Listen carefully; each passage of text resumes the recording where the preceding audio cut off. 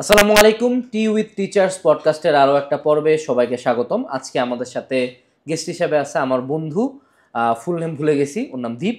ও হলো RUET 18 batch. So আমরা দীপের কাছ থেকে বেশ কিছু স্টোরিজ জানার ট্রাই করব। দীপ আমাদের এখানে ইংলিশ ভার্সন সেগমেন্টের ফিজিক্স দেখবে। সো আসলে প্রত্যেকটা নতুন টিচার আসলে আমরা তার কাছ থেকে তার স্টোরিটা জানার চেষ্টা করি। আমাদের সকল টিচারদের স্টোরি আছে। সো যেহেতু সে আমার বন্ধু মানুষ, তার স্টোরির বেশ কিছু জায়গায় হয়তো আমিও রিলেট করতে পারবো, আশা করি আর কি। সো আশা করা যায় যে পডকাস্টটা ভালো হবে। So Deep, welcome to T with teachers podcast. আমরা প্রথমেই তোমার একটু আর্লি লাইফে যেতে চাই। তোমার স্কুল কি ছিল? তুমি তোমার স্কুল লাইফ একটু বলো দেখি বন্ধু। আমার স্কুল ছিল ঢাকা রেসিডেন্সিয়াল মডেল কলেজ।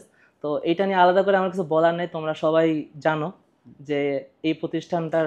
এখানে এখন একটা কথা, যে এই প্রথম পডকাস্টে আমরা দুজন কিন্তু দেখো সেম সাইজে বসি। হ্যাঁ, নর্মালি দেখা যায় পডকাস্টে এই সাইজে আমি থাকি, ওই সাইডে হলো খুব চিকন কেউ। হ্যাঁ, তো এবার হলো দীপ আর দীপ, তোমার ওয়েট কত? না, ওয়েট বলবো না।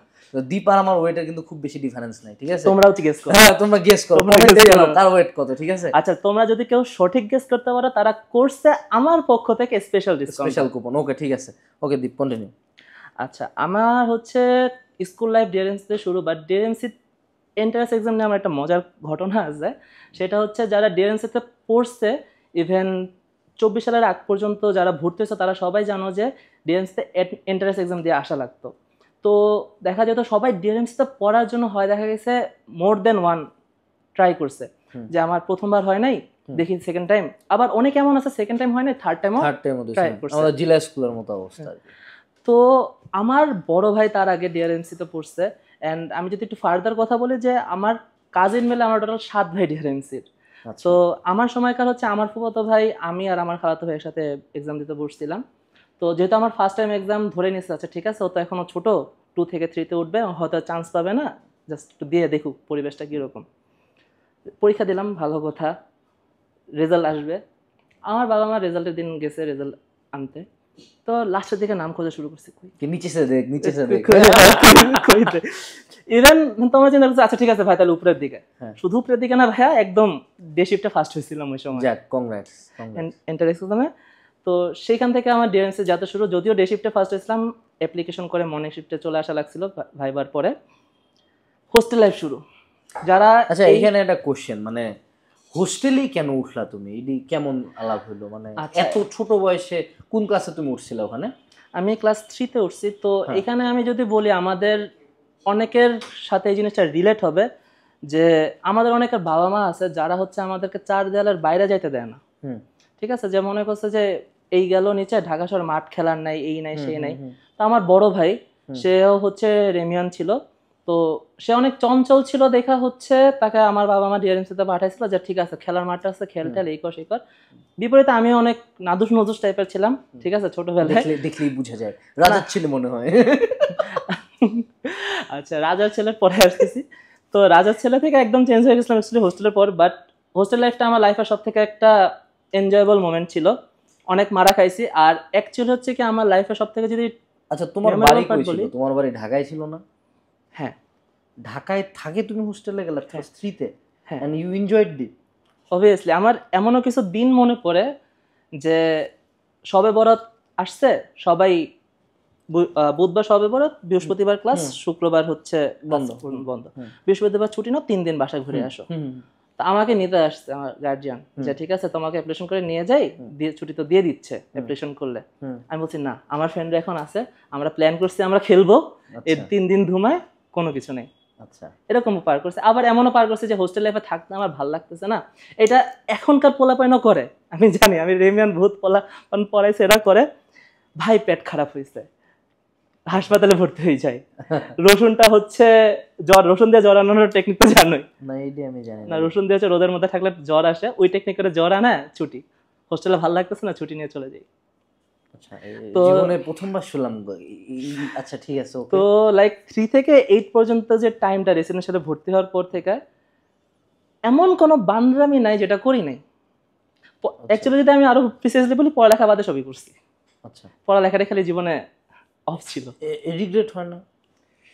কিছুটা রিগ্রেট হয়। আবার একটা জিনিস চিন্তা করি, যদি আমি ব্যালেন্স করে চলতে পারতাম তো অনেক কিছু ভালো হতো। বাট আলটিমেটলি আমি যদি অনেস্টলি বলি, মানে আমি তো ব্যাচমেট, স্কুল লাইফে খুব বেশি পড়ে গিয়ে আসলে লাভ হয়েছে আমার। ধরো আমি মনে করে এক রোল ছিলাম, ফার্স্ট বয় ছিলাম, কই কোনো লাভ কিছু হয় না, ওটি আমার কোনো কাজই লাগে নাই।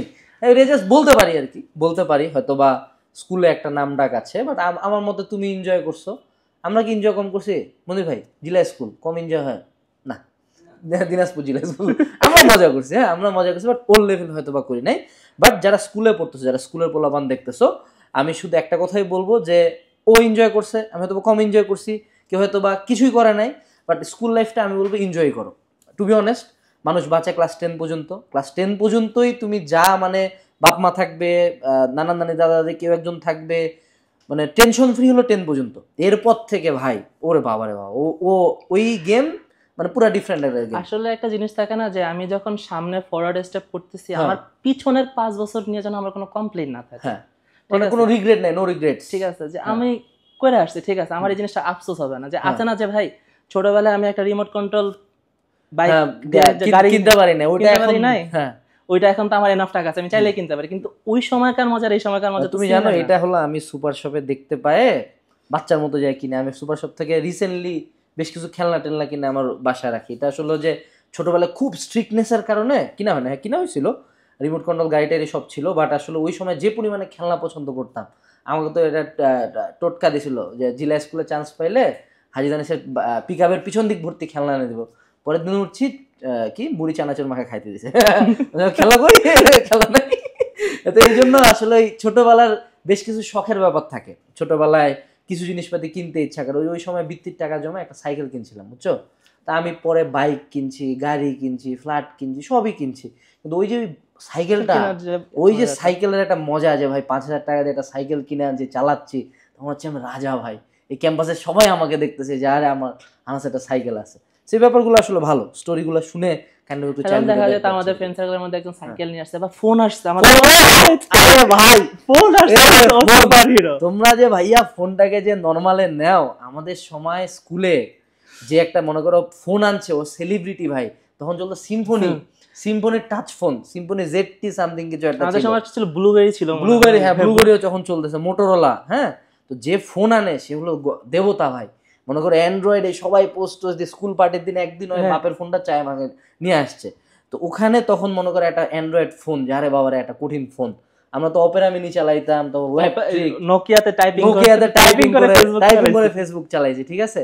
তো তোমরা আসলে টেকনোলজিটা যে পরিমাণে মানে অ্যাডিক্টেড দেখাচ্ছ, হ্যাঁ আমাদের আসলে অ্যাডিকশন ছিল না, আমরা মনে করো প্রথম জেনারেশন যারা মনে করো বাংলাদেশে, তখন তো হোয়াটসঅ্যাপ ছিল, হোয়াটসঅ্যাপ একটা সময় ফ্রি ছিল না মাঝে কোন একটা টাইমে, হোয়াটসঅ্যাপ কিছু সময়ের জন্য, বাট আমরা ফেসবুক ফ্রি চালাইছি, 0.0 ওয়াও বক্স থেকে 20 MB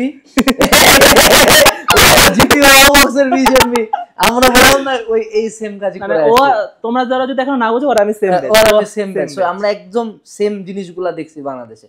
সো এখন আসলে তোমরা স্ক্রলের অ্যাডিকশনে আছো, বাট আমাদের সময় আসলে ফোনটা ছিল একটা প্রিভিলেজ, ঠিক আছে। তুমি ফোন পাইছো কবে? আমি ফোন পাই না, আমি ফোন নিজের টাকায় কিনছি। কবে কিনছো? এন্ড ইভেন আমার নিজের আর্নিং শুরু, আমি যদি বলি আমি 2016 সালে পড়াইছি, যদি আমি তখন কলেজের স্টুডেন্ট ছিলাম, ওই সময় টাকা জমা আমি ফোন কিনছি ফার্স্ট ইয়ারে। আচ্ছা, আমাকে ফার্স্ট ইয়ার ফাইনালের পরে ফোন দেওয়া হয়েছিল, তার আগে পর্যন্ত আমার কোনো ফোনই ছিল না। সো এই যে যারা সোশ্যাল মিডিয়া অ্যাডিকশনে ভুগতেছো, সাজেশন একটাই, তোমার ফোন না থাকলে কিচ্ছু যায় আসবে না, ওই যে ফোনটা পারলে বাপ মাকে জমা দাও, বাপ মার কাছ থেকে নিয়ে চালাও, এটা খুব ভালো হবে। ওকে, আমি তোমার প্রতি স্টোরিতে আটকাচ্ছি কারণ আমি রিলেট করতেছি, ঠিক আছে। ওকে এটা হচ্ছে লিটারালি আমার স্টোরি, এটা তোমার আমার স্টোরি হবে, কাছাকাছি মিলে যাবে অ্যাকচুয়ালি। তো 3 থেকে 8 পর্যন্ত চলে।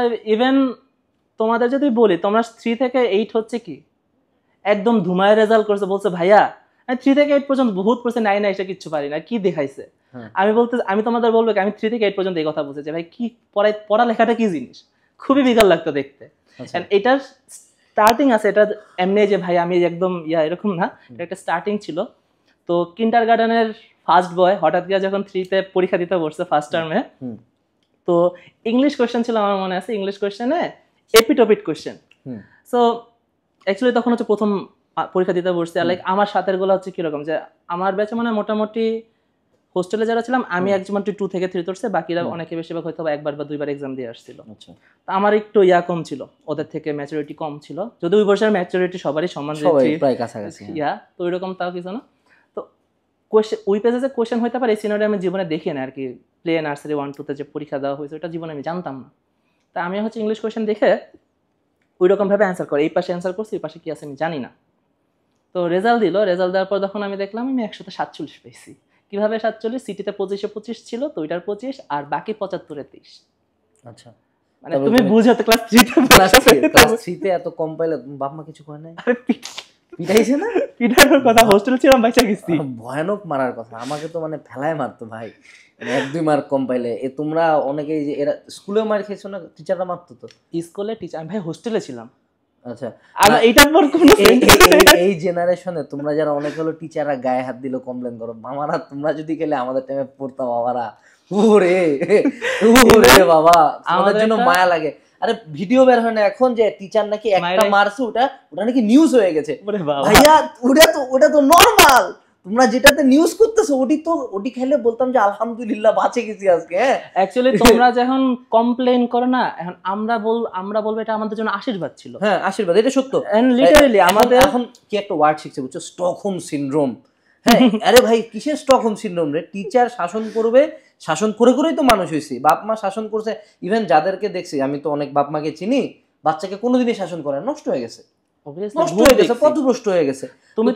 তুমি নিজেরা না দেখলে নিজের ফ্রেন্ড সার্কেলে পাবা এরকম। তুমি দেখো যার বাপ মা খুব ফ্রিডম দিছে যে আরে বাবা যা করবি কর, তুমি গ্যারান্টি প্রথম স্কুলটা পার হবে, কলেজটা পার হবে, যেদিনই ভার্সিটি বা তার আগে ফ্রিডম পাইছে শেষ, ও গন কেস পুরা। সেই ক্ষেত্রে আমি বলবো যে না, ভয়ানক মারা বা মারে অসুস্থ করে ফেলা আমাদের স্যারেরা জানতো কতটুক মারতে হবে, এটুকু আমি বলবো। এবং আমি এখন পর্যন্ত বাবা মায়ের শাসনের পক্ষে, টিচারদের শাসনের পক্ষে। এন্ড যত জেনারেশন গেছে, শাসন যত কমছে, আমি বলবো পরবর্তী জেনারেশন এটাতে কোনো লাভবান হয় না, তোমরা হও নাই, তোমরা ক্ষতিগ্রস্ত হয়েছো, এ নিয়ে কোনো ডাউট নেই। এন্ড তোমরা অনেক কিছু থেকে ডিপ্রাইভড অফ, এটা সব থেকে বড় থিং। কজ তারা যখন তোমার মারতেছে তখন তুমি জানো যে ওই জিনিসটা আমার করা যাবে না। এই যে যাবে নাটা তখন আমাদের মধ্যে বাউন্ডারি ছিল, কারণ তোমরা যখন বাউন্ডারিটা পার করবে তখন তোমাদের নামের সাথে লাগবে বেয়াদব। হ্যাঁ, এন্ড এই জিনিসটা তখন কি হয়ে যাবে, তখন একটা বড় হয় তুমি জানবা না যে কখন তোমার কোন স্টেপ নিতে হবে, কার সামনে কি বলতে হবে।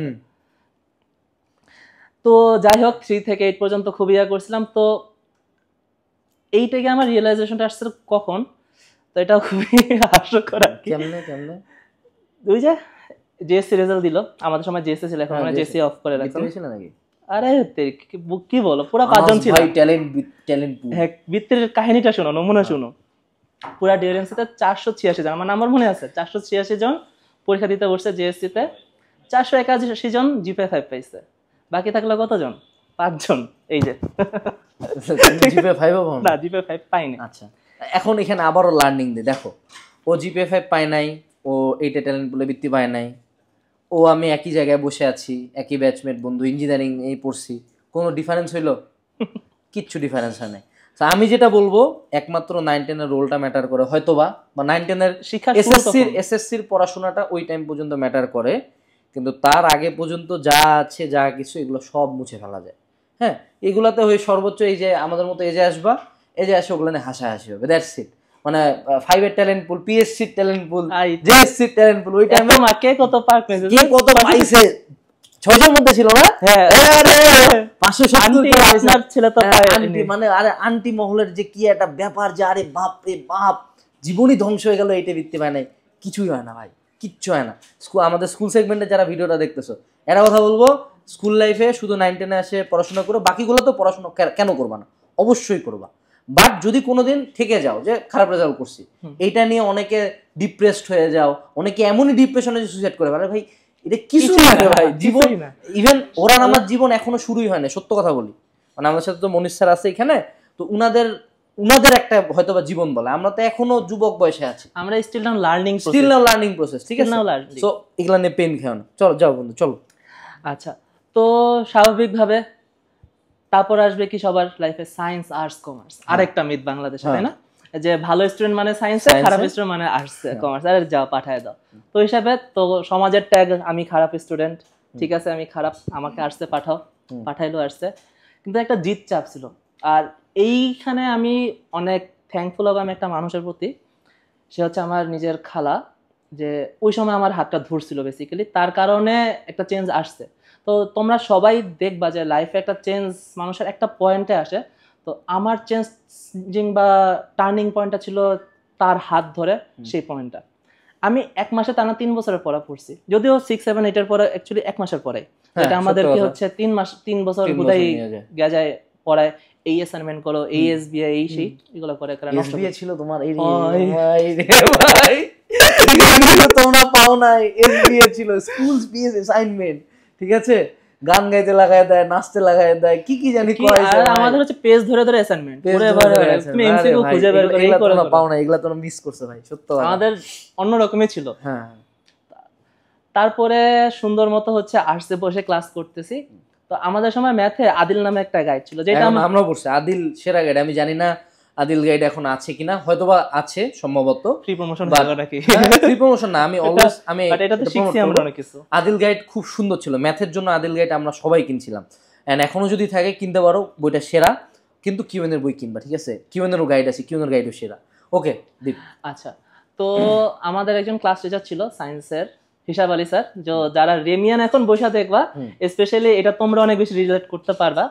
তো হিসাব আলী স্যার ম্যাথ কিরকম পছন্দ করে এটা আমি তোমাদেরকে বলা দরকার নেই, বাট আউটসোর্সে জানো। তো সে ম্যাথ পাগল একজন লোক। তো তার কাহিনী ছিল কি, সে ক্লাসে যাবে, উল্টা পাল্টা একটা ত্রিকোণমিতি ধরাই দেবে, বেটা সলভ কর। আচ্ছা ঠিক আছে, সে তার সেকশনে দিছে, পোলাপান কেউ পারতো না। তো আর্টসে এসে যখন দিত, তো আমার তো এগুলো করা আছে, আর সে একটু ধরো আছে না এই বড় ম্যাথ, এখান থেকে ছিল। তারপর সায়েন্সে কেমনে আসলা? অ্যাপ্লিকেশন, তারপরে সুইচ করা যায়? হ্যাঁ সুইচ করছিলাম আর কি, একটু ঘোরা লাগছিল। আচ্ছা, ভালো বিকারি খাইছিলাম। আচ্ছা। তো স্যার তখন হচ্ছে আর্টসে হচ্ছে তখন দেখতো যে কি জানি বলে এই ছেলেটা পারতেছে। স্যার মানে আমি ম্যাথ পারতাম দেখা, তখন হচ্ছে স্যার আমার পছন্দ করা শুরু করলো। মানে আছে না ডিআরএনস এর একটা আমাদের একটা ওয়ার্ড আছে, এটা বলা হয় লাইকার। আচ্ছা, লাইকার ওয়ার্ডটা কিরকম, সে আমরা যখন হোস্টেলে থাকতাম, একটা আছে না যে একটা ছোট ভাই হিসেবে এটা আমার খুব পছন্দ হয়েছে, এটারে খাওয়াইতে নিয়ে যে এটারে এই করে সেই করি। তো এইটারে আমাদের রেমিয়ান একটা ওয়ার্ড ছিল লাইকার। তো আমি বলবো যে আমি হিসাব আলী স্যারের তখন লাইকার ছিলাম। আচ্ছা ঠিক আছে। তো যখন আমি স্যার শুনছি আমি সায়েন্সে আসবো, স্যার নিজ দায়িত্বে তার সেকশনে আমারে বসাইছে। আচ্ছা, মানে এত ভালোবাসতো আর কি স্যার আমারে। Thank you sir. না, আমাদেরও এরকম স্কুল লাইফে এরকম বিভিন্ন স্যার থাকে। আমার যেমন Azharul sir, Ramesh sir, Kartik sir, তারপরে নির্মল স্যার, এরকম দিনাজপুর জেলা স্কুলে বেশ কিছু লেজেন্ড টিচার আছে। এরকম স্যারেরা আসলে এরকম খুব বিপদের টাইমটাতে, বিপদের টাইমগুলোতে আসে হেল্প করছে। সো অনেকে আসলে এই অনলাইন টিচার আসার পরে স্কুল লেভেলের স্যারদের বা কলেজ লেভেলের স্যারদের ওয়েটেজটা তোমরা হয়তো বা বুঝো না। এই মানুষগুলা যে কত হাজার হাজার বা কত লক্ষ শিক্ষার্থীর জীবনে পরিবর্তনগুলো করে। এবং দেখো ও কিন্তু আর্টসে পড়ার কথা ছিল, আর্টসে ওর লাইফটা হওয়ার কথা ছিল। জাস্ট একজন স্যারের হয়তো একটু ভালোবাসা থেকে, একটু দয়া থেকে সে কিন্তু এখন ইঞ্জিনিয়ারিং পাশ করে ফেলছে এবং তোমাদেরকে পড়াবে। হ্যাঁ, সো এই জিনিসগুলো আসলে একটু মনে রাখিও। তোমাদের অনলাইন ভাইয়াদেরকে গেলে তো সমস্যা না, আমি গালি খেতে কোনো সমস্যা নাই, বাট শিক্ষকদের প্রতি সম্মান ও শ্রদ্ধাটা অলওয়েজ বজায় রাখিও। শিক্ষকের প্রথম থেকে আমাদের বর্তমান জেনারেশনের যে পোলাপান, যে তোমাকে একটা কথা বললাম যে ওরা আদর পাইতে পাইতে হয়ে গেছে বেয়াদব, কোথায় কি বলা লাগবে জানে না। তো দেখা গেছে হচ্ছে যে আমরা কিন্তু জীবনে আমাদের স্যারদের অসম্মান করে কিছু বলতে পারবো না। আমি আমার সামনে এখানে মনির স্যার বসে আছে, মনির স্যারকে নিয়ে কেউ কিছু একটা বলুক, আমি তারে না, ইভেন তখন আমাদের স্ট্রিক্টনেস এমন ছিল, আমি কিন্তু আজ পর্যন্ত স্কুলে যে টিচারের চেয়ারটা টিল টুডে বসতে পারি নাই, মানে সাহসী হয় নাই কখনো। এই জিনিসগুলো আসলে তোমাদের কাছে মনে হচ্ছে, অনেকে দেখি ভিডিও বানায় ওখানে, ইভেন এমনও ভিডিও আছে স্যারের গায়ে হাত তুলছে, এগুলো খুব কেমন জানি লাগে আসলে দেখে, ব্রেনটা ফেদম করতে পারে না, কারণ আমরা কখনো জোরেও কথা বলতে পারি না। এগুলো দেখলে আমার রক্ত গরম হয়ে যায়, মনে করো মারাই যাচ্ছে তাও মাথা নিচ করে আছে, এরকম একটা ব্যাপার থাকে। এই জিনিসগুলা তোমরা হয়তো ভাবতেছো যে আর তোমরা খুব কুল কিডস, হ্যাঁ খুব প্রতিবাদী, বাট জিনিসটা প্রতিবাদ না, এটা বুঝবা নিয়ার লাইফেই বুঝবা আর কি, যে এই জিনিসগুলা ব্যাড। তাদের দোয়া বা ইয়া ছাড়া আমরা আগাইতেও পারতাম না, আগানো যায় না আর কি। তো আসি, তো স্যারের সাথে খুবই একটা ভালো সময় গেছে আমাদের পুরো সেকশনে ডিআরএমসি তে। তো 9-10 খুবই মজায় কাটাইছি ভাই। ডিআরএমসি তে চুলের প্যারা ভাই যে ছিল, ওফ, এই হাত দুগায়, ঠিক আছে, হাত তো কিছু কিছু হাত তো ছিল চিকন হাত। আচ্ছা, গেটে ঢুকবো নাপিত বসায় রাখতো, যায় কি ছিল না ডিআরএমসি যারা ছিল কমেন্ট করো। না, আমাদের জেলা স্কুলে ছিল শহীদুল স্যারকে তো চিনো হয়তোবা, শহীদুল স্যার, মোতাহার স্যার, এই যে হাত ঢুকায় হাতের উপরে বের হলে, এই চুলের স্টাইল করছি, মানে এমনই জিনিসটা ফিয়ারা ছিলাম। ইন্টার লাইফে উঠে চুলের স্টাইল করি নাই খুব একটা। হ্যাঁ, ভার্সিটিতে উঠে প্রথমে এই যে সাইড টাইড উঠায় দেওয়া আর কি। তখন তো আমাদের সময় যে জেল বের হলো, একটা দল ছিল না,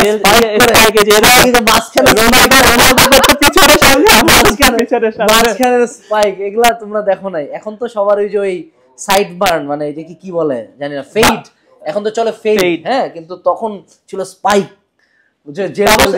সামনে না ভাই, পিছন দিকে স্পাইক, মানে মাঝখান বরাবর একটা কাটা দাগ, ঠিক আছে, এগুলা তোমরা দেখো না আর কি, তোমরা এখন দেখলে বলতে টিকটক ওগুলা ছবি কিন্তু সরাই দিয়েছে সবাই। আমি আচ্ছা সরাইছি। আচ্ছা, সত্য কথা বলো, তোমার প্রথম ফেসবুক আইডির নাম কি ছিল বন্ধু? না আমারটা আমার নামে ছিল নিজের ভাই, নামে ছিল? আমার নিজের নামে নিজের নামে ছিল? নুরুল হোসেন তখন ছিল তো ভাই। ছিল আর কি, আমার আইডির নাম ছিল হারিয়ে যাওয়া অতিথি তীর্থযাত্রী। আর আমাদের জাতীয় ক্রাশ ছিল অ্যাঞ্জেল মে। হ্যাঁ, ওই যে পুতুলটা, বারবি পুতুলটা, ঠিক আছে, সবার প্রোফাইল পিকচার ছিল। আবার আরেক বন্ধু এই যে সাকিব, সালিউর কাজ করে, এখানে ওর নাম ছিল হলো পেইনলেস সাকিব, আরেকজনের নাম ছিল ব্রেকলেস বাইক। আমার নিকনেম ছিল একটা, মনে পড়ছে, ড্রিম বয় দ্বীপ। বুঝলাম না, তখন এগুলা খুব চলতো, তখন এগুলা খুব চলতো ভাই।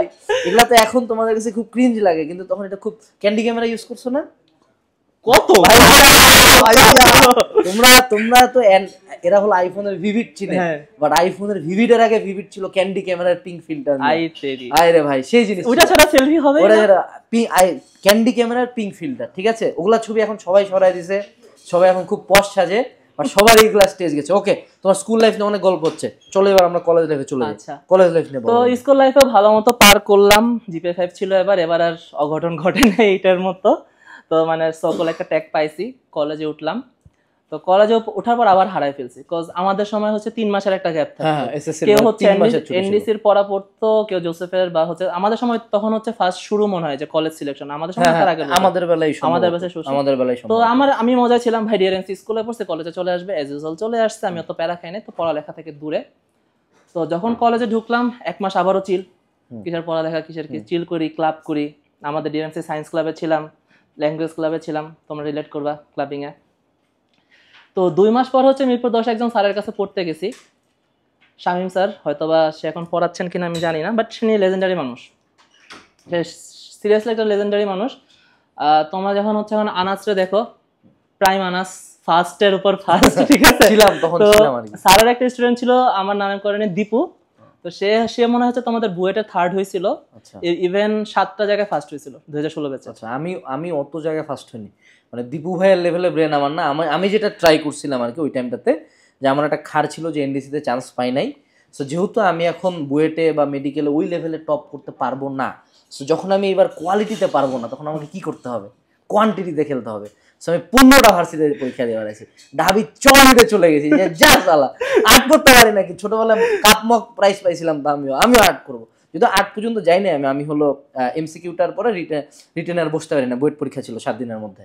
সো আমি সব জায়গায় পরীক্ষা দিছি, তখন 3টাতে প্রথম হয়েছিলাম। কিন্তু দীপু ভাই আমি ডিরেক্টলি হয়তো বা চিনি না, বাট উনি যদি বুয়েটে 3rd হয়ে থাকে, হ্যাঁ, তাহলে আমার সাথে হিউজ ডিফারেন্স, মানে আমি তো 268তম। তো বেসিক্যালি ওই দিন স্যারের কাছে গিয়ে ওনার লেভেলটাই দেখছিলাম, ওনার নামের সাথে একটু মিল পাইছি, আমার নাম দীপ, ওনার নাম দীপু, একটা ইন্সপিরেশন কাজ করছে যে ঠিক আছে, যে এরকম একজন মানুষ এখানে পড়তেছে, তো দেখি আমি যে কি অবস্থা। তা আমার সাথে আমার অনেক ফ্রেন্ড পড়তো, বিভিন্ন কলেজের ফ্রেন্ড পড়তো। স্যারের আবার 2টা ব্যাচ ছিল, একটা ছিল আমাদের রেসিডেন্সিয়াল জোসেফ, আর তার আগে যারা পড়তো তাদেরকে নিয়ে, আর নর্মাল স্টুডেন্টকে নিয়ে। মানে যদিও ওটাও সেট আপ খায় না, বাট স্যার মানে ওই সময় একটু ডিভিশন থাকতো আর কি, যেহেতু হচ্ছে এত সোর্স সবার কাছে ছিল না। তো যখন আমি ক্লাসে বসছি ম্যাথ করতে তার কাছে, সে ম্যাথ লিখতেছে, একটি নৌকা পার হওয়ার জন্য এত এত করলো, পাশ দিয়ে হচ্ছে ছেলে অ্যান্সার দিয়ে দিছে। মানে আমি ভাবছিলাম স্যার ম্যাথটা করে তো করাবে, সে করালো না, সে না করা সে মুছে ফেললো। আমি তো খেলাম বিগার, কি রে ভাই, মানে পড়তে আসছে সে হচ্ছে এরকম ফাইজলামি করলো কেন আমার সাথে। আচ্ছা, তো আচ্ছা ঠিক আছে, এরকম বেশ কয়েকদিন গেল, 1 সপ্তাহ গেল।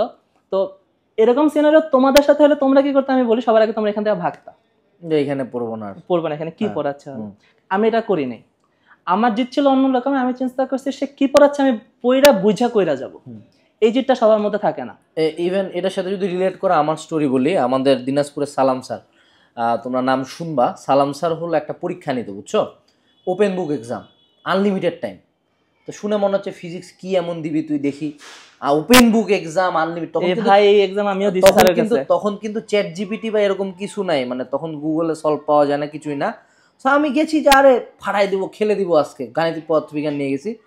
1 ঘন্টা যায়, 2 ঘন্টা যায়, 3 ঘন্টা যায়, একটা ম্যাথ করি, মানে ম্যাথ কিন্তু 10-12টা। সো প্রথম দিকে খুব ঠেকে গেলাম, কিন্তু আমার কিছু ফ্রেন্ড ছিল বাপ্পাটা ওরা সবাই বুয়েটে, মানে সালাম স্যারের ওই পরীক্ষাটা সবাই দিত না, বাট যে কয়জন দিছিলাম, আমরা মনে হয় 10 না 12 জন দিছিলাম, আমরা 12 জনই বুয়েটের ছিলাম পরবর্তীতে। সো ওখানে প্রথম দিন গেলাম, আমি কিছুই পারলাম না, মানে প্রথম পরীক্ষাটাতে ওরা সবাই খাতা দিয়েছে, আমি কোশ্চেন নিয়ে চলে আসছি, যে আমি এটা পারবো না, ওরা কেমন জানি ঠাক ঠাক ঠাক ঠাক করে করতেছে। দেন একটা জেদ লাগলো যে আরে ভাই তুই যদি পারবি আমি পারবো না কেন, তুই যদি পারবি আমি আমি ডিফারেন্ট কোথা থেকে আমিও করবো। সো তখন আমি খুব চেষ্টা করে করে পরবর্তীতে ওদের সাথে এক্সামগুলো দিতাম, কিন্তু দেখা যেত তারপরেও আমি ওদের চেয়ে স্লো, মানে আমার ম্যাথমেটিক্যাল ব্রেন আজীবনই স্লো।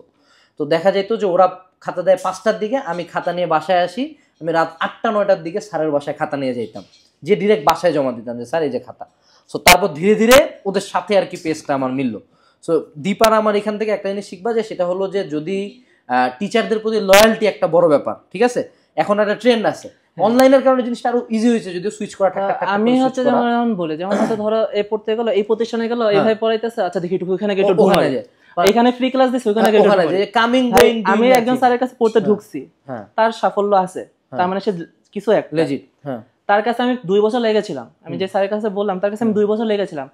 আমি যদি বুঝি যে এটা যে কি জানি বলে আমি বুঝতেছি না কেন, সেখানে আমার দোষ, আমি কেন বুঝতেছি না, আমার মধ্যে কি ডিফারেন্স, আমার মধ্যে কি, আমি অবশ্যই যদি বিশেষ করে অফলাইনের ক্ষেত্রে এই জিনিসটা খুব হয়, আমরা অনেক স্টুডেন্ট পাই যারা এটা করে কামিং গোয়িং ডুইং নাথিং, মানে সকালে উঠে 10-12টা প্রাইভেট এখান থেকে এখানে যাচ্ছে, রাতের বেলা আসে শরীর চাইছে গেল ঘুমায়, এও কিন্তু সারাদিনে যা পড়ছে একটাবারও নোটটা দেখে নাই, নিজে বইটা পড়ে নাই, আবার পরের দিন সকালে উঠে সেম কাজ করবে। এন্ড ইভেন এইখান থেকে তোমাদের একটা সুন্দর টার্ম শুরু হয়েছে স্পুন ফিডিং। হ্যাঁ, মানে গুলায় গুলায় খিলাইতে হয়। যদিও অনলাইন আসার পরে জিনিসটা আরো প্রকট আকার ধারণ করছে। অনলাইন এডুকেশন মেজরিটি মানুষজন ভালো কাজে ইউজ করে, কিন্তু কিছু পোলাপান আছো তোমরা যারা এই জিনিসটাকে এমন সিভিয়ার পর্যায়ে নিছো যে তোমরা প্রত্যেকটা চ্যাপ্টার ডিফারেন্ট মানুষের কাছে পড়ো, পার চ্যাপ্টার। মানে তোমরা এখন পোস্ট করো যে এই চ্যাপ্টারটা কে ভালো পড়ায়, এই চ্যাপ্টারে কোন প্লেলিস্টটা ভালো। মানে জিনিসটা হলো যে সবকিছু ভালো খারাপ দিক থাকে না, যেমন ইন্টারনেটের ভালো দিক আছে খারাপ দিক আছে, তাই না? এখন ইন্টারনেটে যদি কেউ খারাপ দিকে যায় সে পুরোপুরি ধ্বংস হয়ে যাওয়া, সম্পূর্ণ ধ্বংস হওয়া পসিবল। আর কেউ যদি ভালো দিকে যায় অনেক কিছু করা পসিবল। তো অনেক ক্ষেত্রে এই স্টুডেন্টদের এই ফেটিসটা দেখি আমি, যে মানে এদের হাতে এতটা ইন্ডিভিজুয়াল টাইম থাকে। এইচএসসি লাইফে টাইম ছিল বন্ধু বলো দেখি? এইচএসসি লাইফে টাইম তুমি যদি রাস্তায় নষ্ট করে ফেলো তোমার কাছে টাইম থাকবে না। বাট এছাড়া এইচএসসি সিলেবাসটা কি 2 বছরে শেষ করার মতো, অ্যাডমিশন করার মতো 6 মাসে শেষ করবে, তারপরে অ্যাডমিশন পড়বো, তাই না? কিন্তু ওরা মনে করো এত অপশন এক্সপ্লোর করতে যায় পার চ্যাপ্টার। যদি আমি এখন প্রত্যেকটা ডিফারেন্ট মানুষের কাছে যাই, ওরা মনে করো 1 মাস পড়লাম, টিচার বাদ দেন। আমার একটা বান্ধবী ছিল 8টা টিচার বদলাইছিল ম্যাথের, 5 পয়েন্টও পায় না ম্যাথে পড়ে, টোটালও 5 পয়েন্ট পায় না, ঠিক আছে? টোটালও 5 পয়েন্ট পায় না। তুই কি অ্যাচিভ করলি এখান থেকে?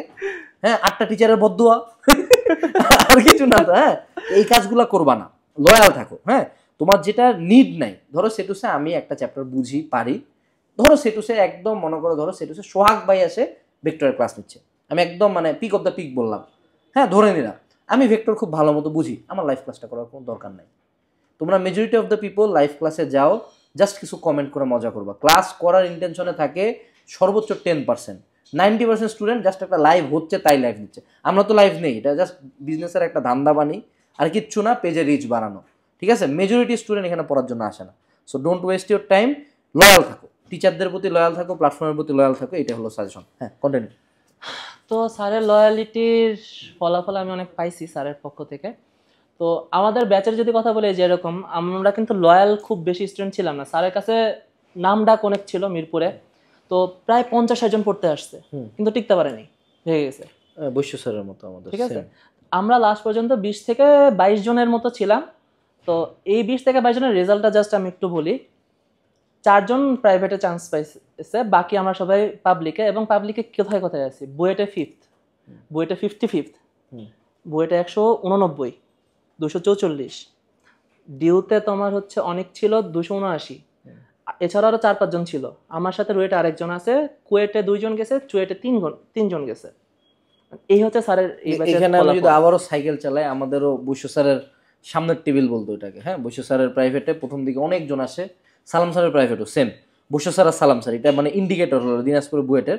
আমি জানি না এখন সিনারিও কি হয়েছে দিনাজপুরে জানি না, বাট আমাদের সময়ে স্যাররা প্রথম দিকে শুরু করতো 300-400 জন নিয়ে, টাইম টু টাইম যাইতে 10-15-20 জন থাকে, এবং ওই 10-15-20 জন নিয়ে স্যার ব্যাচটা কন্টিনিউ করে, ব্যাচটা অফ করে না, সবাই বুয়েটে। মানে আমরা যে 12 জনের একটা টিম ছিলাম, আমি, বাপ্পা, সাকিব, তন্ময়, আরও কে জানি অনেকজন ছিলাম, হয় বুয়েট না হয় ডিএমসি, সর্বোচ্চ যদি কেউ ডিভিয়েট খেয়েছে সে ডিউ। সোজা বাংলা হচ্ছে ভাই 10 ঘাটে জল খাইলে হ্যাঁ মারা খাবা একটু শিওর থাকো, তোমার কোথাও হবে না। কোথাও হবে না। তুমি ঠিক আছে, তুমি হচ্ছে সাইনবোর্ড বুয়েট, সাইনবোর্ড রুয়েট, ঠিক আছে। আর তুমি যদি হচ্ছে লয়াল থাকো, না, সেটা এবং হয় অ্যাডমিশন, না হলে পরের লাইফে তুমি হ্যাঁ, পাবা। এবং অ্যাডমিশন টাইমেও কয়দিন পরে সিজন শুরু হচ্ছে, তো যারা এই পডকাস্টটা দেখতেছো, মানে ফার্ম গেটের মুরগি হয় না, বুঝছো? মানে এই মুরগিগুলাকে নিয়ে যে কি ধান্দা পানিটা হয়, মানে তোমরা মনে করো ইন্ডিভিজুয়ালি জয়টা লিফলেট পাবে, সব কটা প্রাইভেটে যায়। ইভেন ফোন করে দেখবে, ভাই আপনার পেছনে হ্যাঁ, টাকা আছে, ভাই আপনি করতে পারবেন। প্রত্যেকে মানে একটা ফ্রি ক্লাস, মানে ও গেছে, ও যাবে, এটা রিজনটা কি ভাই? মানে ফার্ম গেটে তো 3 মাসের নিঃশ্বাসই পাইলাম না আমি, মানে আমি কোচিং করেই কুলাই পাইলাম না। তুমি কেমনে এতগুলো ফ্রি ক্লাস করতে পারো আমি জানি না। ফ্রি ক্লাস করবা শুধু সানরাইজের আর উদ্ভাসের, আই শিশির ভাই স্পন্দনের, হ্যাঁ তিনটা বলতে হবে। শিশির ভাই সামনে বসে আছে কিন্তু, হ্যাঁ ফার্ম গেটে শাখা নাই, আচ্ছা সমস্যা নেই, মিরপুরে যায় ক্লাস করবা, ঠিক আছে? আচ্ছা কন্টিনিউ প্লিজ। আচ্ছা, তো এইচএসসি গেল। এইচএসসি তো একটু মানে আমি ম্যাথ ফিজিক্স কেমিস্ট্রি করে এত একটা অবস্থা ছিল যে বাংলা ইংলিশ আসলে পড়ি নাই কিছু। তো বাংলা ইংলিশও খারাপ হলো, আর 18 ব্যাচের অবস্থা তো সবাই জানে। ও ড্যাম, কত হয়েছিল টোটালে? কত ছিল পিসিএম এ? না পিসিএম না মামা, টোটালটা ভুলে গেছি, বাট হচ্ছে বাংলা ইংলিশে আমার 1100 সামথিং ছিল, তাই না? মোস্ট প্রবাবলি পিসিএম এ 1211 ছিলাম, ফ্লেক্স 1100 কাছাকাছি ছিল। তো পিসিএম এ মার্ক করছে, বাট বাংলা ইংলিশে ভালো লেভেলই মারা খাইছি, যদিও আমার ঠিকানা মেনু করে বলা উচিত না, বাট খাইছি, কিছু করার নাই। 4.92 আসছে। আচ্ছা, তো এইটার পর এই যে আচ্ছা 4.92, তারপর তো মানে হিউজ। তুমি তো ইঞ্জিনিয়ারিং কোচিং করতেছিলা মনে হয়, রাইট এট দ্যাট পয়েন্ট? হ্যাঁ, রাইট এট দ্যাট উদ্ভাসের কথা যদি বলি, তো আমি ছিলাম অন্য লেভেলে, যেহেতু হচ্ছে তোমাকে বলছে যে আমি তুমি কি তুখর ব্যাচ? উদ্ভাসে তুখর ব্যাচ। তো উদ্ভাসে যখন প্রথম পরীক্ষা হতো, ওদের কোশ্চেনদের এত জাউরামি কোশ্চেন করছে আল্লাহ। বাট প্রথম উইকলি থার্ড উইকলিটা ছিল মামা, ওহো। জুবাইর এটাতে 200 পাইছিল না তোমাদের? জুবাইর আর আরেকটা ছেলে পাইছিল এনডিসি। মানে আমি সেন্ট্রালে কখনো 150-র বাইরে যাই নাই, ওই পরীক্ষাটাতে আমি 150-র বাইরে চলে গেছিলাম। ও বাবা, একটা কোশ্চেন ছিল, ওই শোডিঞ্জারের ইকুয়েশনটার প্রতিপাদন দিয়েছিল, বাপরে বাপ। এটা এখন মনে হয় খালি বইয়ে তাও একটা ভুল প্রমাণ দিয়ে তা ভুল প্রমাণ দিয়ে রাখছে, ওই মালটা আসছিল আর কি। হ্যাঁ, মানে কঠিন ছিল আমাদের সময়। উদ্ভাসের উইকলি একটা মানে মজা ছিল আর কি। আসলে আমাদের সময়টা উদ্ভাসের প্রাইম টাইম ছিল অ্যাকচুয়ালি। এখনো প্রাইম টাইম আছে, এখনো প্রাইম টাইম আছে, কিন্তু যেটা হয়েছে যে এখনকার তোমাদের এই প্রিলিটা আসে, তোমরা জিনিসটা একটু হালকা পেয়ে গেছো, বুঝছো? মানে তোমাদের তো অতগুলো অ্যান্সার করতে হয় না, একটু হালকা হয়ে গেছে আমার মনে হয়। কিন্তু আমাদের উইকলিগুলো একটা রিচুয়াল ছিল, মানে কাইন্ড অফ একটা রিচুয়াল, যে এক সপ্তাহ পরে আমরা তেজগাঁও কলেজে যাচ্ছি। তোমাদের কোথায় সেন্টার বসতো? মিরপুরেই বসতো। আমাদের হলো ফার্মগেটে তেজগাঁও কলেজে বসতো। একটা কঠিন ব্যাপার স্যাপার ছিল যে পরীক্ষা দিতে যাচ্ছি। উদ্ভাসের পরীক্ষা যেতে আছে অরূপ ভাই। অরূপ ভাই কি আমাদের অরূপ ভাই? হ্যাঁ, আমাদেরই অরূপ ভাই। আচ্ছা আচ্ছা, ঠিক আছে। তো অরূপ ভাই তখন আমার খুব পছন্দ করতো। অরূপ ভাইয়ের সাথে আমার লিটারেলি এখনো দেখা হয় না, হালকা স্ট্রিম আমি এখন জয়েন করছি, যদিও দেখা হয় না, বাট অরূপ ভাইয়ের সাথে দেখা করার খুবই ইচ্ছা। ওই সময় অরূপ ভাই আসলে আমার দিকে আসতো। কেন আসতো বলি, তো স্যারের কাছে যেহেতু পড়তাম, তো স্যারের কাছ থেকে মোটামুটি আমার অ্যাডমিশনের পড়া সব শেষ হয়ে গেছিল। তোমাদের ধরো 3-4 রাইটার, যেহেতু আমার 6 মাসের আসলে পড়া, আমার 3-4টা রাইটারের বই পড়া হয়ে গেছিল। ম্যাথে তোমার হচ্ছে হারুন নুর রশিদ কিতাব এসিও, ওইগুলা শেষ। ফিজিক্সে তপন ইসা গিলে খাই ফেলেছি, তারপর গুহ, তারপর হাজার, এগুলোও শেষ, বসে আছি। তো মোটামুটি ভালো প্রিপারেশন। তো অরূপ দাদা এসা ক্লাসে ম্যাথ করতে দিত, সে শেখানো শুরু করবে। আমি দাদার সাথে মজা নিতাম যে দাদা এটার অ্যান্সার এত না। ঠিক আছে। পরে দাদা করতো কি, শুধুমাত্র আমার পাশে আসতো, উদ্ভাসের কনসেপ্টটা বের করে পাশে যে অঙ্ক দিচ্ছে ওটার পাশে আরেকটা প্যাচের অঙ্ক দিয়ে বসে রাখতো পুরো ক্লাস। আচ্ছা ঠিক আছে। বাট অরূপ ভাই থেকে ভাই অনেক ম্যাথ শিখছি। তুমি কি পুরা তুখার ব্যাচে পুরাটা কন্টিনিউ করছো? হ্যাঁ। এখানে দেখো, এখানে হলো মানুষের ডিফারেন্স। আমি কিন্তু তুখার ব্যাচ প্রথম দিন ক্লাস করছি, হ্যাঁ প্রথম দিন ক্লাস করে এত কঠিন লাগছে আমি কিছু বুঝি না। দ্বিতীয় দিন হলো শাওন রেজা ভাই আছে না, শাওন রেজা ভাই এসে ঢুকছে, আমি 30 মিনিট পরে পালায় বের হয়ে গেছি। ওই যে বের হয়েছি, তারপর থেকে আর উদ্ভাসে ঢুকি নাই। হ্যাঁ, তারপর থেকে আর কোনোদিনই ঢুকি নাই আমি জাস্ট সর্বোচ্চ উইকলি দিছি মনে হয় 10 নম্বর উইকলি পর্যন্ত। মানে আমার ম্যাথ এত আতঙ্ক ছিল, বিশেষ করে তুখার ব্যাচে তোকি, আমাদের তোকি, এ কেমনে জানি রাত 1টা পর্যন্ত ক্লাস নেয়। সেই শফিক ভাই, যে শফিক ভাই লোকটা ভালো না, হ্যাঁ সে নাকি এরকম 12-13 ঘন্টা পড়ায়। আমি 12 ঘন্টা কেমনে পড়া হয় ভাই? এটা তোমাদের ভালো লাগতে পারে, এগুলাকে আমি বলতাম তুখার ব্যাচের জানোয়ার। এদের কারণে আমি ডিপ্রেস ফিল করতাম। সামনে বসে সব বুঝতেছে, উল্টা আরো কোশ্চেন করছে, আমি পিছন থেকে মানে 5 মিনিট ধরে শুধু ম্যাথটা দেখতেছি যে এটা কি কেন। তো ফার্স্ট অফ অল হচ্ছে কি, তো এটা আমার একটা ভুল ডিসিশন ছিল। কারণ হচ্ছে কি, কারণ ওইগুলা প্র্যাকটিস করতে গিয়ে যে আসল যে পড়া যেগুলো অ্যাডমিশনে অ্যাকচুয়ালি আসবে, ওইগুলা বাদ দিয়ে বহুত যেগুলো আইআইটিতে আসবে, জেই আসবে, এমআইটি লেভেলে, এইগুলো আমার কোর্টে বল চলে এসেছে, সে বলটা কি, সেটা হলো মূল বই পড়ো, ঠিক আছে? আইআইটি জেই এটাতে আমি একমত, করবা না কেন, অবশ্যই করবা, বাট আগে মূল বই কমপ্লিট করে। উদ্ভাসের যে উইকলি এক্সাম হতো 600-র মধ্যে মোটামুটি থাকতাম, ব্রাঞ্চের মধ্যে 40-50-এর মধ্যে পজিশন থাকতো। তো ওইটা আমি কই থেকে পাইছি, ওইটা আমি মেইন বই পড়াই হয়েছি। কিন্তু ওই যে মেইন বই পড়ার পর যে তুখর, তখন হচ্ছে শুধু হায়ার লেভেল, আইতারি নিজে সায়েন্টিস্ট হয়ে গেছি ওই 3 মাস পরে সায়েন্টিস্ট। না আমি উদ্ভাসে প্রথম মনে হয় 1 মাস কোচিং করছি, তার 1 মাসেও খুব কম কোচিং করছি, তারপর থেকে আমি শুধু এক্সাম দিয়ে বেড়াইতাম, যত কোচিং পারতাম এক্সাম দিতাম, আর ক্লাস করতাম না। আমাদের সময় হচ্ছে ভাই একটা ভাই আসছিল মডার্ন ফিজিক্সের ক্লাস নিতে, আচ্ছা, অ্যাপ্লাইড ফিজিক্সের। সে বেটা মনে হয় 8 ঘন্টা পড়াইছে ওই দিন। 8 ঘন্টা? হ্যাঁ, মাঝখানে 2টা ব্রেক, 5 মিনিটের নামাজের, আসর আর মাগরিবের। ভাই রে ভাই, সে হচ্ছে 11 ডাইমেনশনে নিয়ে গেছে পুরো, 3 ডাইমেনশন থেকে শুরু করে। না আমি কবে বুঝতে পারছি যে আমি তুখর ব্যাচে বিলং করি না, আমাদের হলো ওই প্রথম ক্লাসে এসে একটা গ্রিড আর্ট করছে। হ্যাঁ, গ্রিড আর্ট করে একটা পিঁপড়া দিছে আর একটা খাবার দিছে, খাবার দিয়ে বলছে হ্যাঁ কতভাবে যাইতে পারে ভাই, এটা কেমন কোশ্চেন ভাই, এটা কোথা থেকে কোশ্চেন ভাই, এটা কেন কোশ্চেন ভাই। তারপরে একটা ম্যাথ ছিল, হলো আমি কবে আবার কনসেপ্ট বুক প্র্যাকটিস বুক পড়া ছাড় দিয়েছিলাম, কনসেপ্ট বুক পড়তাম, প্র্যাকটিস বুক পড়া কবে ছাড়ছিলাম, একটা ম্যাথ ছিল যে তোমার একটা সরল দোলক একটা এত ঘনত্ব সম্পন্ন তরলের মধ্যে আছে, ওই জিনিসটাকে এবার নাকি আমি একটা রকেটের মধ্যে বসাইছি, রকেটটা এত বেগে যাচ্ছে, তাই না সরল দোলকটা ইভেন এটা উইকলি কত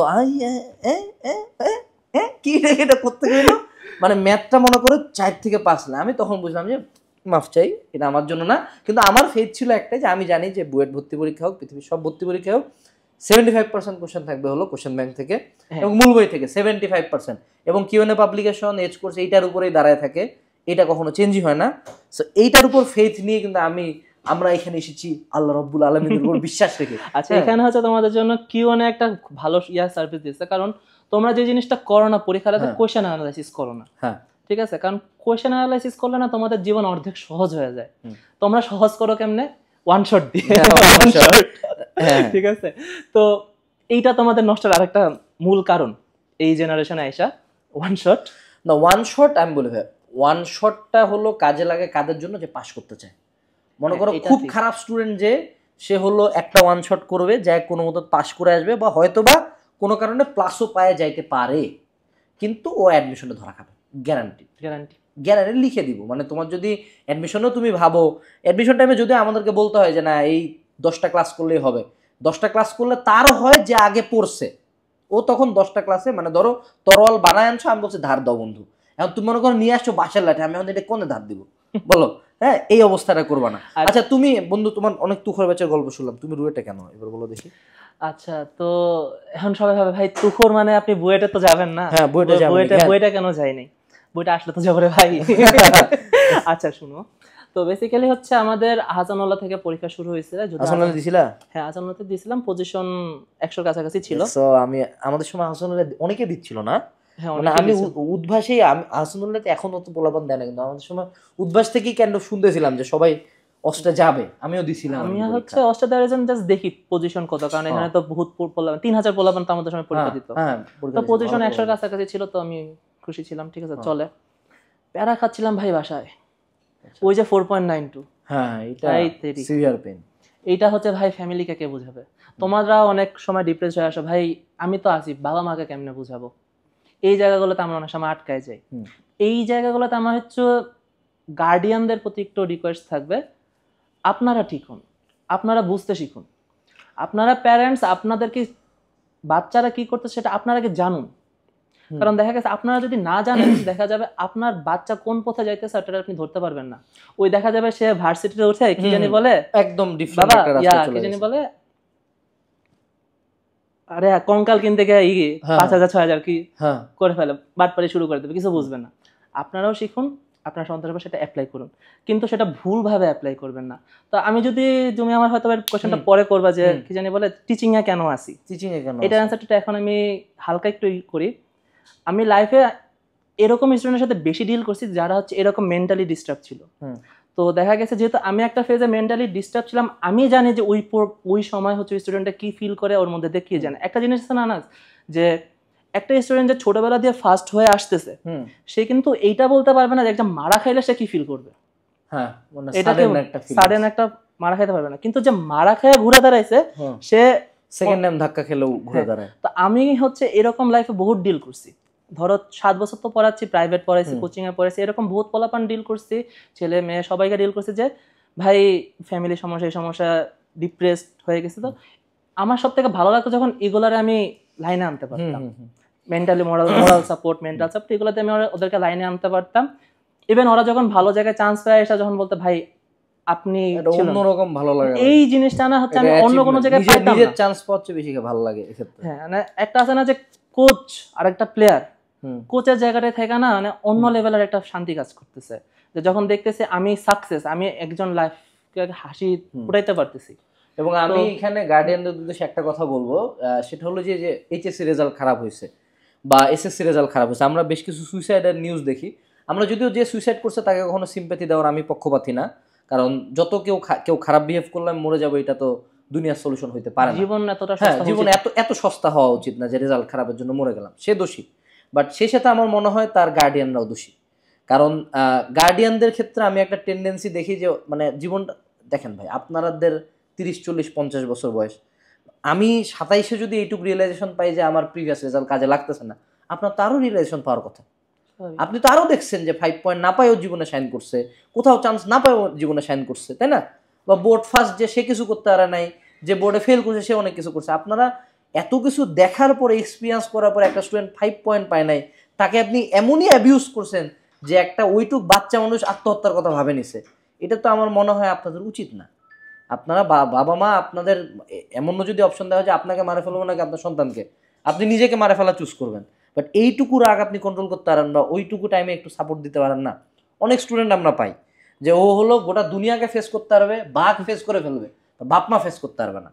কি বলবে, মানে কি বলবে? আরে বাবা, বাপ মা আমার আজীবন আল্লাহর রহমত অনেক, যে আমার জীবনে যত যা করছি আমি জীবনে এখন সর্বোচ্চ খারাপটা আমার বাপ মার সামনে যা বলা গেছে, এইটুকু স্পেস তারা দিছে, এই জন্য কিন্তু আমি বিপথে যাই নাই। এখন সন্তান যখন আপনার কাছে শেয়ার করতে পারবে না, গেস করেন তো সে কোথায় শেয়ার করবে? খুব বাজে কোথাও শেয়ার করবে। অ্যান্ড এই শেয়ার না করতে পারার কারণে যত আমরা দেখি ডিস্ট্রাকশন কেস একদম সম্পূর্ণ নষ্ট হয়ে গেছে, এটা রিজনই হলো যে তার বাপ মা অ্যাপ্রোচেবল ছিল না। আপনি হয়তো বা খুব একটা ভাব নিয়ে আসেন যে আমি হলাম বাপ, আমার সামনে আসলেও আতঙ্কে মরে যায়, আমি চোখ দিয়ে তাকাইলেও আতঙ্কে মরে যাচ্ছে, বাট ওই সন্তানটা আলটিমেটলি নষ্ট হয়ে যাবে। শাসন অবশ্যই করতে হবে, কিন্তু এমন পর্যায়ে না যে আমার সন্তান বিপদে পড়েও আমার কাছে আসতে পারে না, এবং বিপদে আমরা এক্সট্রা করে চাপে ধরি। এই জিনিসটা যারা পার করছে আসলে তারাই বুঝতে পারছে আজকে এটা কি জিনিস।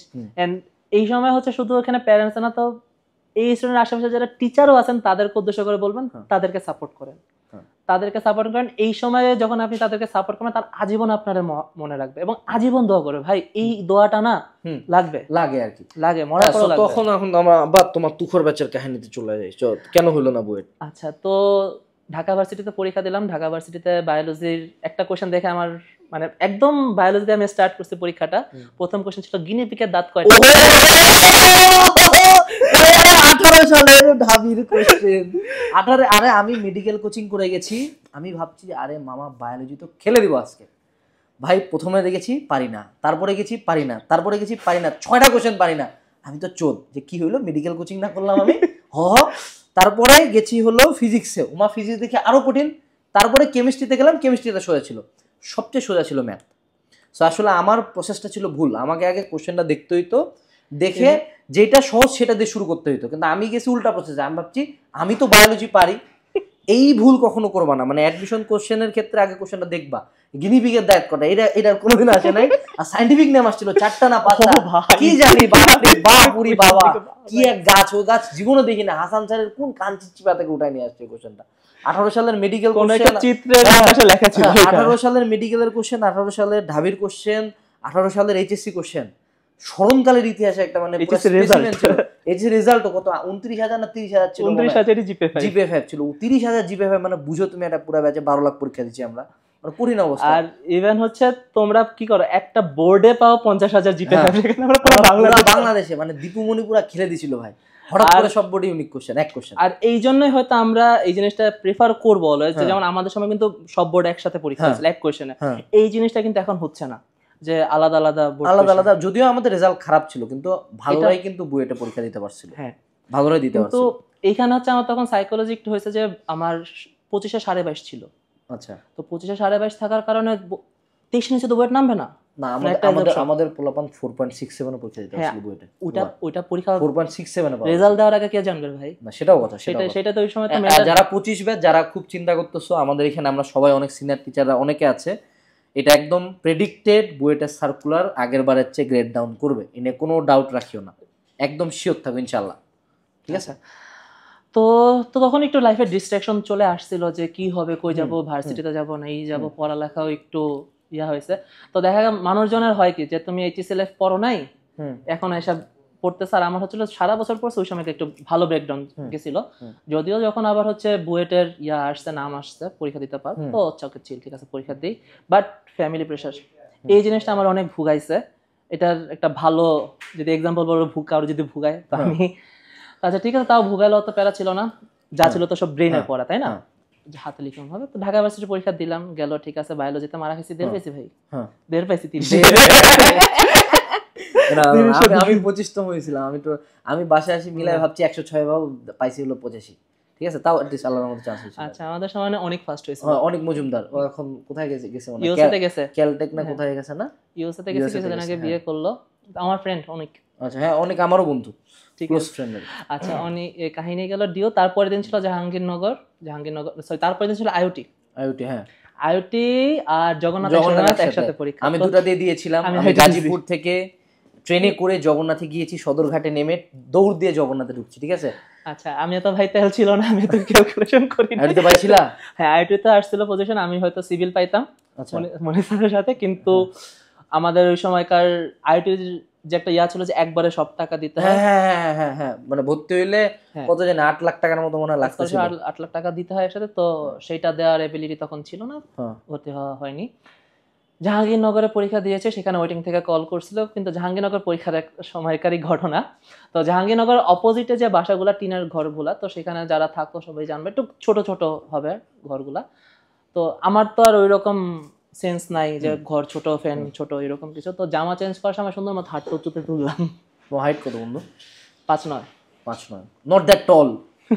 তাও হাইট কিছু হয় না, আনাস ভাইকে দেখো, হাত উঁচু করলে আরো অবস্থা, বাস্কেটবল খেলতাম। আচ্ছা, তো হাত উঁচু করছি, ডান হাতের আঙ্গুল কেটে গেছে 2টা, এবং ভালো জোরেই বাড়ি খেয়েছি ফ্যানের সাথে। তখনও বুঝি নাই যে কিছু একটা হয়েছে। সামনে একটা ছোট ভাই ছিল, সে বললো ভাই রক্ত পড়তেছে। তো সে হাত ধরে ফার্মেসিতে গেল। ওই হাত নিয়ে পরের দিন ছিল এইচ ইউনিটের পরীক্ষা। প্রথম দিন ছিল এই ইউনিট, তারপর ছিল এইচ ইউনিট। এইচ ইউনিটের পরীক্ষা দিলাম, আমি কলম ধরতে পারতেছিলাম না, আমার সাথে থেকে বের। আমি এরকম অবস্থায় কলম ধরে হচ্ছে এমসিকিউ দাগাইছি। তাও মনে হয় এটা পজিশন হয়তো আমাদের তো 10 গুণ পজিশন দেখাইতে পারে, বাট তাও আমি একটু ভিতর থেকে পজিশন দেখছিলাম, হয়তো 1100-1200 সামথিং চলে আসছিল। যদিও আমাদের 27টা ছেলে নিবে, ওখানে তো আবার ডিসক্রিমিনেশন করে, ওখানে একটা ইউনিট ভিত্তিক ব্যাপার আছে। তো ওইখানে এই ইউনিটে আসেনি, এই ইউনিটে আসছিল। তো এই হাত নিয়ে আমাদের বুয়েটে রিটেন 600 মার্ক। যদিও আমরা 600 মার্ক বিবেচনা করতাম না, যারা হচ্ছে বুয়েট এক্সপেরিয়েন্স নিয়ে পড়ালেখা করতাম, আমাদের টার্গেট থাকতো 500 অ্যান্সার করে আসে যা পাবো। 500 অ্যান্সার করে, হ্যাঁ। তো এই অবস্থায় হচ্ছে যখন বুয়েটে পরীক্ষা দিতে গেছি, সেম কোশ্চেন দেখতেছি, ম্যাথ কেমিস্ট্রি খুবই সোজা আসছে, ফিজিক্সটা একটু টাফ ছিল, ফিজিক্সটা পেঁচানো ছিল। তো ম্যাথ দিয়ে শুরু করলাম, ম্যাথ করলাম, ফিজিক্স করলাম। আমি আমার মতো জাস্ট করতেছি, টাইমের দিকে তাকাই নেই। 2 ঘন্টা 30 মিনিট হয়েছে, আমি দেখছিলাম তখন হচ্ছে 350 মতো অ্যান্সার করছি। কিন্তু তখনকার আমার একটা সাইকোলজি ছিল যে যেহেতু উদ্ভাসে পরীক্ষা দিতাম, আমার টার্গেট ছিল 3 ঘন্টায় 500 মার্ক বা 450 কাছাকাছি মার্ক অ্যান্সার করবো। ওইখানেই খেলে গেছে মাথা। অ্যান্সারও কম করছিলাম, আমার দেখা গেছিলাম পারা জিনিস ভুলে গেছি। কেমিস্ট্রিতে তো আমাদের পরিচিত ম্যাথ আছে, তোমরা সবাই এখন পারবা, আমি শিখাই সবাই পেন্সিলের ম্যাথ, এক লাইনের ম্যাথ, সেটা ভুলে গেছি। আসছিল বুয়েট লিখতে পেন্সিলে কার্বন পরমাণু কতই খরচ, তো ওইটা ভুলে গেছে। তো রেস্ট অফ দা আর কি, এই যে একটা ডিপ্রেশন কাজ করছে, ডিপ্রেশন দেওয়ার ওই 1 মাসে উঠতে পারি নাই। কারণ হচ্ছে স্বপ্ন ছিল একটা, স্বপ্ন পূরণ হবে না এটা দেখতেছি আমি, যে একটা ভালো লেভেলের মারা খাইলাম এই কাহিনী নিয়ে। তো আর আমাদের সময় গুচ্ছ ছিল না, তখন সব জায়গায়, হ্যাঁ সব জায়গায় দৌড়ে দৌড়ে পরীক্ষা দেয়। একদিন রাজশাহী যাও, চিটাগাং যাও, খুলনা যাও, সিলেট যাও। তো বুয়েট পরীক্ষার আগে মেডিকেলের পরীক্ষা ছিল, মেডিকেলের ফর্ম তুলে পরীক্ষা দিতে বসে না, জাস্ট বিকজ অফ যাতে হাতটা একটু পাক, শান্তি পাক। এরপরে সিলেটে দিলাম, সাস্টের পরীক্ষা দিলাম, সেখানে ওয়েটিং থেকে কল করলো। সাস্টের পর মাঝখানে মানে এমএসটি ছিল, এমএসটি তো আসছে, এমএসটি একটু পর কল করছে, কারণ এমএসটি একটু কোটা আছে, এখন একটু লেটস নট টক অ্যাবাউট। আচ্ছা, তো সেখানে একটু পর কল করলো। তারপরে গেছিলাম রাজশাহীতে। রাজশাহীতে গিয়ে একটু ভালো লাগা শুরু করছিল, কেন জানি বুঝতেছিলাম রাজশাহী কিছু একটা হতে পারে। তো আমার সাথে আমার ফুফাতো ভাই পরীক্ষা দিতে গেছে, তো তাকে দেখতাম হচ্ছে যে বই খুলে পড়তেছে ভাই পরীক্ষার আগের রাতে। আমি চিন্তা করছি কি রে ভাই, আমি রাজশাহীতে পরীক্ষার আগের দিন পদ্মাবারে ঘুরে বেড়াচ্ছিলাম। আমি ঘুরে বেড়াইনি, আমি খেয়ে বেড়াইছি, দাদা বাড়িতে ছিলাম, দাদার আদর পাইছি। আচ্ছা, তোমার কি ফ্যামিলি ওইদিকে? আমার ফ্যামিলি না, আমার দাদা হচ্ছে আইআইএম এর ফ্যাকাল্টি হেড ছিল মালয়েশিয়ার। আচ্ছা তো সে রাজশাহীতে বসত ভিটা করছে, দাদি ওইখানে ছিল দেখে, আচ্ছা তো সেখানে যাওয়া পড়েছে। বাট নর্মালি আমি পিরোজপুরের ওইখানে ছিলাম। তো তাকে দেখতাম পড়তে, তাও আমি ভাবতাম পড়বো। আমার এমনি মেজাজ টেজাজ খুবই খারাপ, আমার সাথে কেউ কথা বলতে আসতে পারতেছে না। আমার অবস্থা ছিল এরকম যে এত হয় জিদ ছিল একটা, না ডিপ্রেশন ছিল। মানে যারা অ্যাডমিশন এক্সপেরিয়েন্টে ঢুকবা, তোমরা যারা পার করেছো এই জার্নিগুলো, তারা ফেস করতে পারবা এগুলা। বাট আমি চাই না কি ওইভাবে ফ্যামিলি প্রেশারটা খাও, বাট অনেক মানুষ যেহেতু ফেস করার সম্ভাবনা থাকবে অনেকের ক্ষেত্রে। রাজশাহীতে পরীক্ষা দিলাম 2 জায়গায়, পরপর পরীক্ষা ছিল, রুয়েটে রাবিতে একদিন পরপর 2টাতে চান্স পাইছি। রাজশাহী ভার্সিটিও আসছিল, রুয়েটেও আসছিল। তারপরে গেলাম খুলনাতে, খুলনাতে চলে গেলাম। খুলনার আগে পরে মনে হয় চিটাগং ইউনিভার্সিটি ছিল, তো আমার চিটাগং ইউনিভার্সিটি যাওয়ার ইচ্ছা ছিল না, যাইনি।